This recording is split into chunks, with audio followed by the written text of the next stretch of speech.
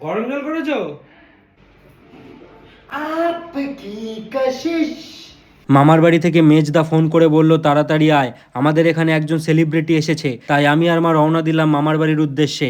তেরে মেরে ইসকা কিসি চল তেরে মেরে প্যার কি কিসকা ইসকা ইসকা।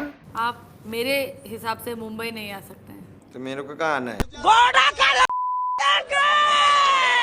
এদিকে আমার মা আমাকে ডেকে বলল, আমার চাঁদের টুকরো সোনা বাবা একটা কথা শুনে যা। আমি বললাম ওইসব ছাড়ো, কি কাজ আছে বলো। মা বলল ওপর থেকে জামা কাপড়গুলো তুলে নিয়ে আয়। কালকে রাতে পুজো হয়েছে। ঠিক আছে চলো।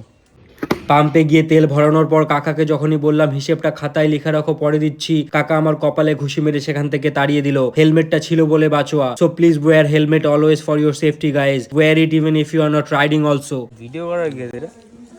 মামার বাড়ি পৌঁছে মেজদাকে যখনই জিজ্ঞেস করলাম কিরে কোথায় সেলিব্রিটি, মেজদা নিজের মুখটা আমার মুখের সামনে নিয়ে এসে বলল এই তো আমিই সেলিব্রিটি, আমাকেই দেখ। কিছুক্ষণ পরে মেজদার সঙ্গে গেলাম সুন্দরবনে, যেখানে বাঘ সিংহের নামে কয়েকটা কুকুর এবং কুকুরি ঘুরে বেড়াচ্ছিল। বাড়িতে এসে একটা ইম্পর্টেন্ট কাজ মানে রিলস দেখে রেডি হয়ে গেলাম একটা দিদির বিয়ের ইনভিটেশনে যাওয়ার জন্য। দিদির বিয়ে দেখে মাকে ফোন করে বললাম মা আমার বিয়েটা কবে দেবে। মা বলল এখন আমার ভালো লাগছে না, নিজেই মেয়ে খুঁজে বিয়ে করে নে। এটা শুনে মনের দুঃখে বাড়ি এসে ঘুমিয়ে পড়লাম।